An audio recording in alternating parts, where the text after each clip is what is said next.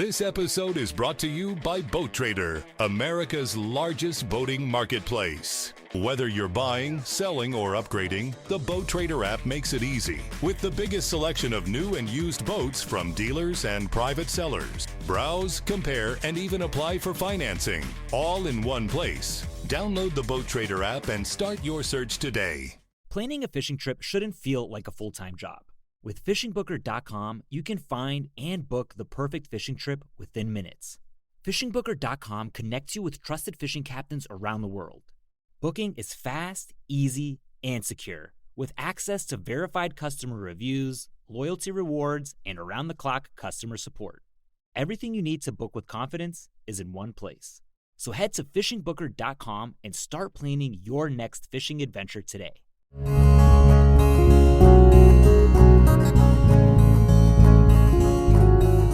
Welcome to the Casting Across Fly Fishing Podcast. I'm Matthew of castingacross.com, where I explore the quarry and culture of fly fishing. This is episode 394, and we are talking about something today. Well, I'm talking about it. You're listening to me talk about it. That I don't think I've ever devoted an entire episode to in the 393 tapes that are behind me. I don't have literal tapes. They're on a hard drive somewhere.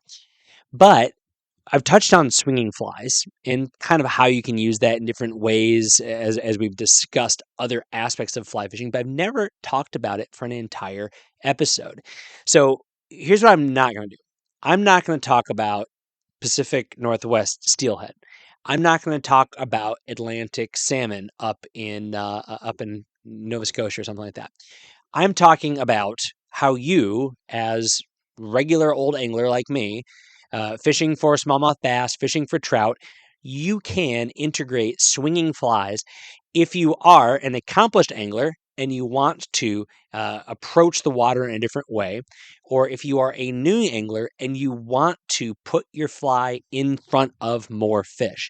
It is an incredibly efficient way to cover water and to put your fly in front of as many fish as possible. And here's why. I want to start at the very beginning. What does it mean to swing flies? I'm sure there are much more nuanced, much more formal definitions of the process and what it means. And again, if you are a dogmatic steelheader or salmon angler, then you may have some very, very strong feelings about this. But at its most basic level, you make your cast, you allow your fly to drift, and when it hits the end of that natural drift, it's going to start moving its way across the current. So on a normal drift, you want that fly, particularly if you are trying to imitate something that is dead, so a dead drift, it is going to be flowing along with the current. So you can see this happen on the surface of the water, which there's a tactic of swinging that involves skating flies and having them up on the surface of the water, but that's not what we're going to be talking about today. At least I don't think it is. We'll see. Where, you cast your dry fly out, and you want that fly to look like a dead or dying mayfly, caddisfly, stonefly, whatever. And so it's going to be moving along with the current. But then it hits the point where because of your line, because of your leader, and how those things are attached to the fly, and they are tethered to you in a static point in the river, that fly is going to go from drifting along in a straight line or in a natural line down the stream, and it's going to start moving back towards you at an angle, at an arc, because of that line's tension on that fly. Now, that is not good more often than not, because now you have a fly that is moving in an unnatural way, but when you are swinging, this is actually the intended outcome. And so this is most often done with a few types of flies. It can be done with wet flies, it can be done with streamers, and it can be done with nymphs. Again, skating and using dry flies we could talk about, and we'll see if we have time at the end.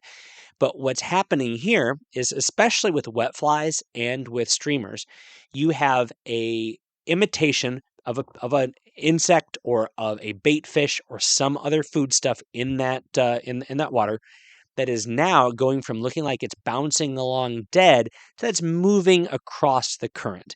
And this is something that can trigger strikes because there are some fish, because of a predatory response, they're going to key in on something that is moving more than something that is drifting in a dead way. Why? Because that thing that's moving is now adding not only that stimuli of there's a food in front of me, but there's a food that is trying to get away from me. I need to carpe diem, says the carp, and go after that fish now, lest I lose that opportunity to eat that bait fish that's swimming in front of me. But it's also going to be a little bit less aggressive than a streamer or even a wet fly that is stripped back across the current. Now, we can talk about some hybrid approaches here in a minute, but if a quickly stripped streamer or violently stripped streamer is not eliciting strike, that doesn't mean they don't want a fly that is moving through the water column. They might just want it to be a little bit more subtle. So effectively, and again, this may be an overgeneralization, and I'm happy for correction, but you have a dead drift, which is a very, very passive way of fishing. And then you have a stripped retrieve, which is a very aggressive way of fishing. A swing is something in the middle.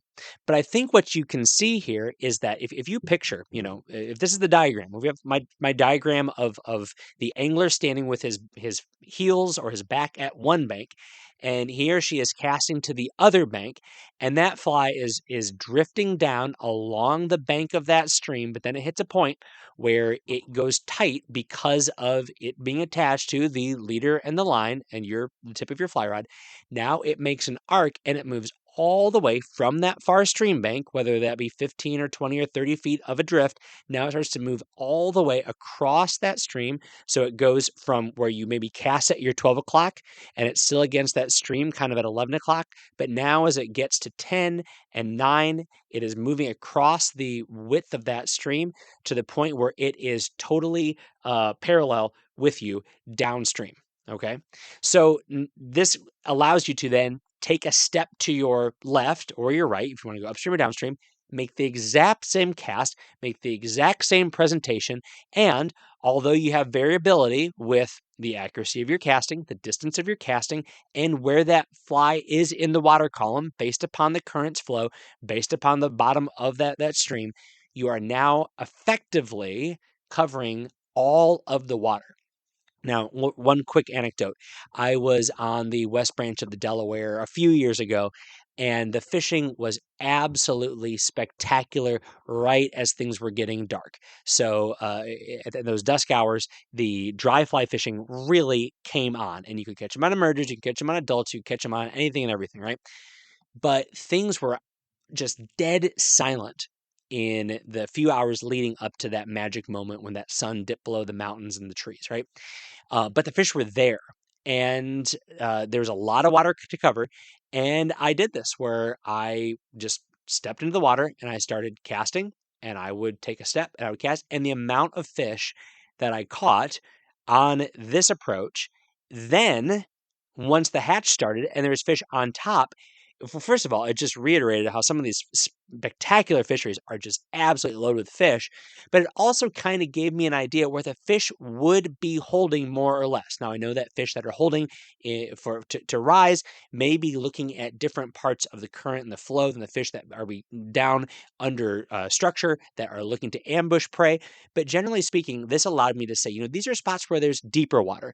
With the water being faster, not being able to wade out there, probe the depths of the bottom.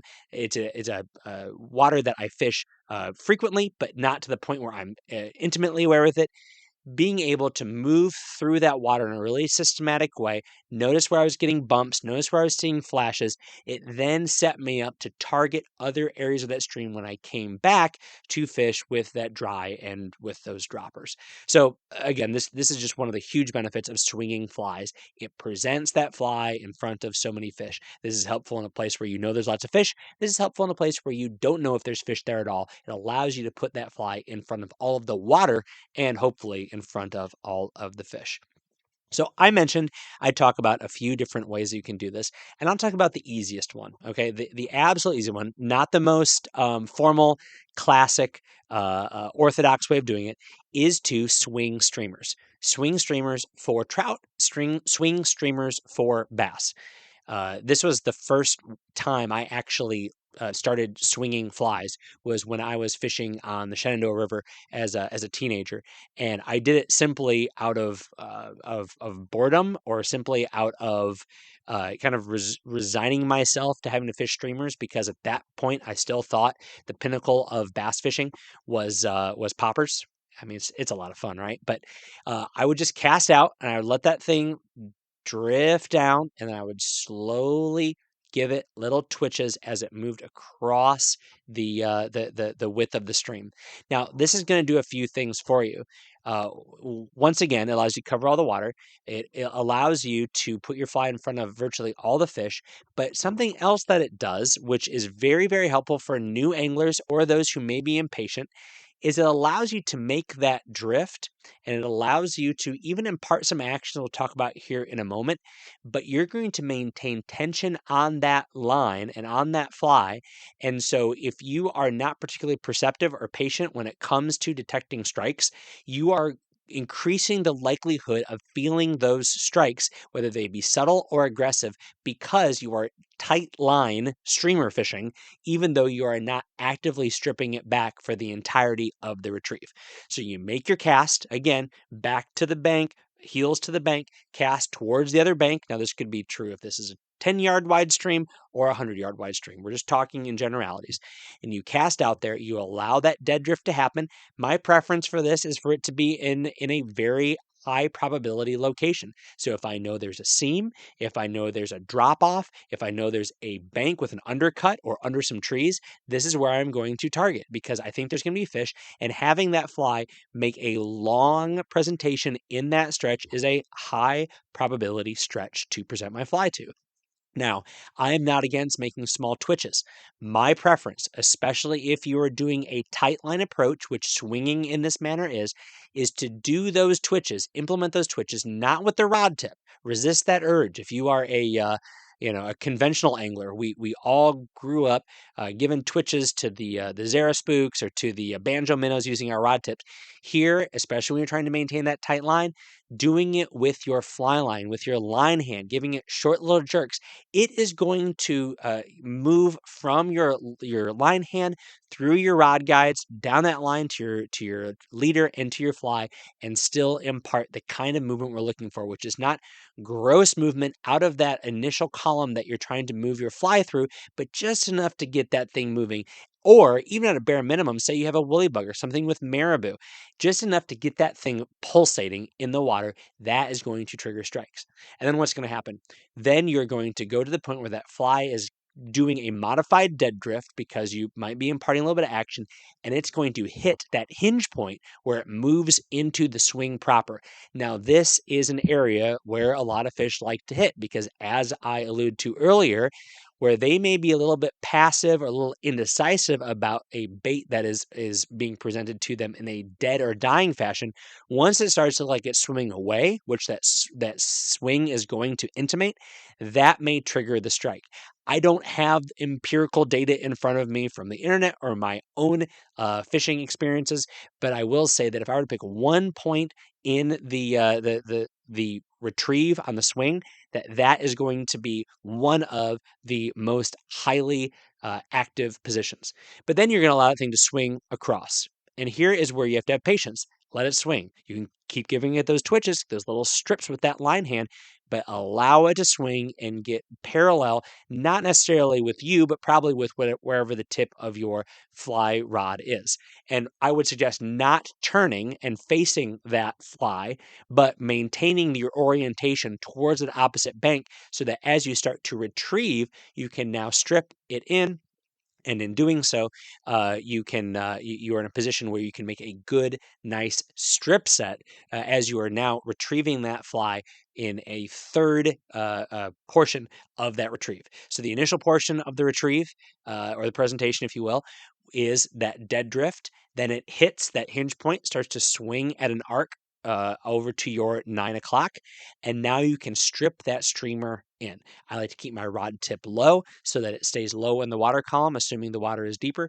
But you've been now presented that fly to an entire chunk of that river, take now 1 or 2 steps upstream or downstream. I would say downstream is probably a little bit better, especially if you really want to maximize your opportunities at fish in that last portion of the retrieve, those actual strips from your line being at the very end, which I will say is the second highest concentration of action, I would say. The first one is when it goes from your dead drift into your swing. The second would be when it goes from the end of your swing into your retrieve.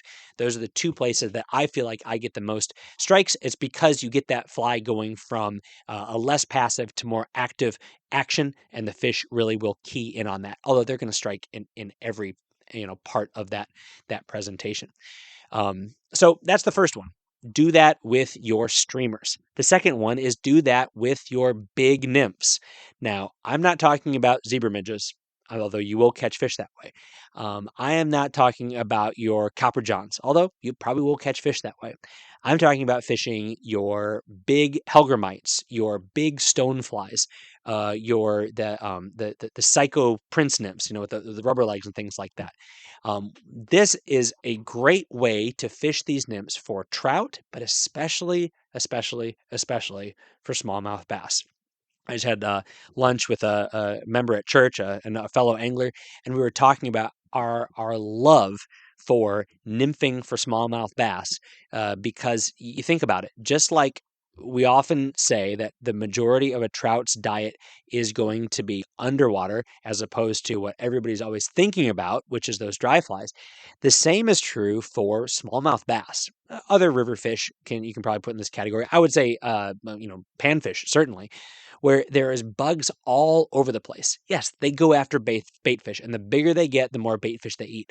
But if you live in an area where there are leeches, and I know leeches are a little bit different than bugs, but with leeches, with hellgrammites, with big stoneflies, with dragonfly larvae, those patterns that imitate those kinds of foods are going to be incredibly productive patterns, and you'll fish them basically with a traditional swing.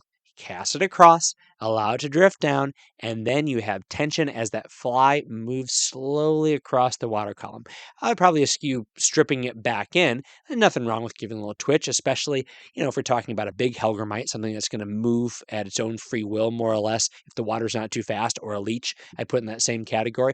I would even say a crayfish would be a good fly to fish this way also, and I've had success fishing crayfish in this way down on the Susquehanna, down in the Shenandoah, down on some of their larger tributaries where there are smallmouth and largemouth bass. This is a great way to get into fish that are not going to be as aggressive going after those topwater patterns, or even maybe going after large streamers. And you can once again cover a lot of water. But you don't need to reserve this only for the warm water and the bass, although again, I can't say enough, don't overlook it. This is a way to fish for trout also. And this is like the third kind of technique that is outside of the orthodoxy of traditional swinging. Again, we're traditional swinging, salmon, steelhead, wet flies. That's what I would put into that the top tier of fancy swinging. This is my blue collar swinging, if you will. The third one would be just swing regular nymphs, and here is why. I fished on some really, really pressured water in Pennsylvania for a number of years. And I still go down and fish it when I have opportunities to do so. And one of the things that I find is that those fish key in on weird stuff. It's almost like they've seen all the dry flies, and they've seen all the nymphs, and they've seen all the streamers. And so even though they are very finicky and picky, they key in on weird things that kind of run adjacent to the normal experience of their feeding patterns. And I find that fishing smaller nymphs on the swing in a situation where you have a hatch that is about to start or has just started, and you are imitating those emerging insects, can be really, really a great way to go about it. And so this could be something as simple as an unweighted hare's ear cast out in front of you when a hatch is about to come on, and sulfurs, or some other light colored mayfly, whatever it might be, or even just a caddisfly, right? Cast it out there, allow that to do its nice dead drift. Now, this is going to be the tricky part, because you are now in that dangerous and scary territory of nymphing without an indicator. But you're going to very quickly go from that dead drift, which hopefully you can maintain enough tension and enough tension's the wrong word, enough of a connection to that fly that if you get a bite, and again, we're talking about a non-weighted streamer, or excuse me, a non-weighted nymph, so it's not going to be feet and feet and feet down. It's going to be, in a few inches to a couple of feet down, that you can detect a strike, both either from your eyesight or from feel, from tactile clues. But then comes the real fun, because now once that thing hits its terminus of the dead drift, it is going to swing up in the water column and back towards you. So now this looks like a bug that is coming from the bottom of the stream bed up to the surface, or moving from somewhere in the water column where it's been trying to free itself from its shuck, and it is now moving in those last few inches up to the surface. Now, why does this trigger fish? Well, one, because again, it is a prey animal that seems to be getting away, but it's also a time that fish know these things are very, very susceptible to being consumed. They're not going to fly away when they're making their way from the stream bottom up to the surface. They're not going to skitter about when they are making those last few inches transition from being underwater to kind of hitting that surface tension. And if you can replicate that and imitate that, and I'm not saying you can't do it with a weighted fly. I just find that it looks much more realistic and authentic, and gives you a much better presentation when you are making that dead drift if it is an unweighted fly. Because even something as potentially bushy as like a hare's ear, once that thing gets waterlogged, it's going to drop down pretty well, but it's also going to rise up pretty quickly when you go into that initial segment of your swing. So just again, cast out at 12, allow it to do its drift, maybe a shorter. For the streamer, you can have a nice long initial drift. With this presentation, I like to keep it short. I like to keep it maybe 10 or 12 feet, and then really pay attention. And I would say you can even help it go from not only your dead drift and into the swing, but then lift that rod tip up and then give it a second pause. Okay. So this is the last piece of information. We'll save swing and dry flies. I think I did a podcast on skating flies at some point. Anyway. So you make your presentation, dead drift goes into its swing, and then when you are done with that drift, lift up that rod and then pause, because now what you are imitating is that fly that has ascended to the surface and may have been followed by a fish, and it is at the point where it's going to start trying to, dry its wings off or whatever the fish thinks it's going to be doing, and you're going to give it a second of it's now going to flow by you, fish. You've been following it back upstream. It is now going to move past you. You have a choice.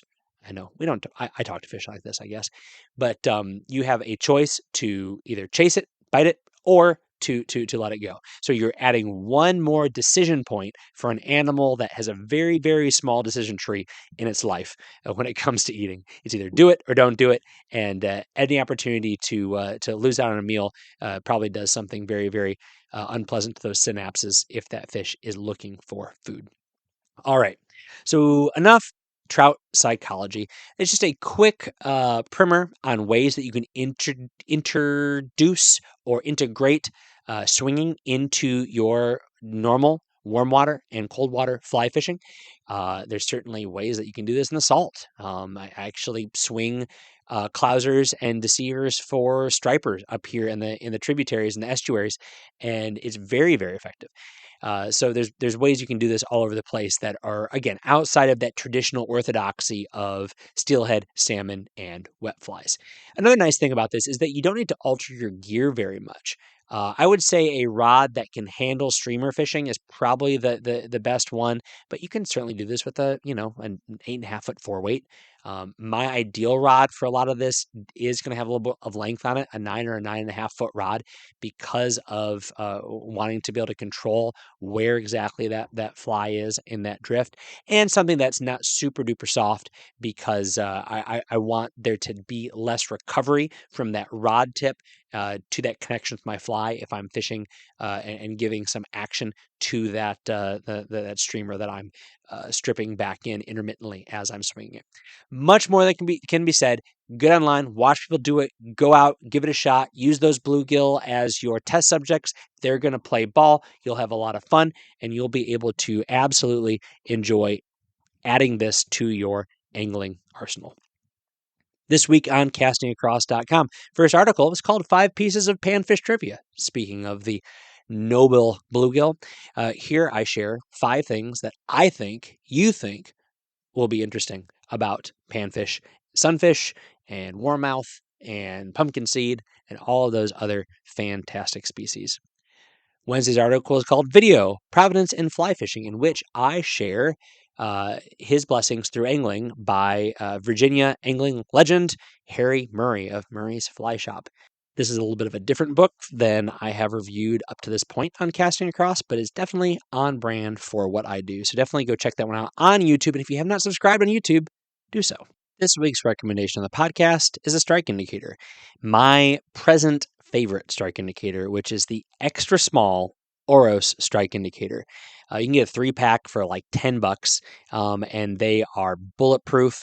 They go together by putting your leader or tippet into a slot that's in the male side of a screw connection. Okay, so you put it in that slot. The threads are on either side of it, and then you take the other side and you screw it on, and it's a little tiny high density foam ball. They come in a number of colors. I'm a big fan of orange because I don't think they make the traditional bobber color in the extra small. That's my favorite for the larger sizes. It looks white and red. And I think I've talked about that before on the podcast. That's awesome if I am fishing on bigger water, I'm fishing on really fast currents, or I'm fishing a very heavy nymph deep under indicator. But for most of my indicator fishing, I love using the Oros size extra small strike indicators. So I will put a link to where you can find these guys. They're all over the place. You can get them on the Amazon. You can get them on wherever. But I'll put a link to a random fly shop where you can buy them yourself, and you'll be able to find that at the show notes for this podcast page over at castingacross.com. Thanks for listening to the Casting Across Fly Fishing Podcast. Please subscribe to your favorite podcast app and rate the podcast on Apple Podcasts and Spotify. Then head over to castingacross.com, where there's 3 posts a week on the people, places, and things that go into the pursuit of fish.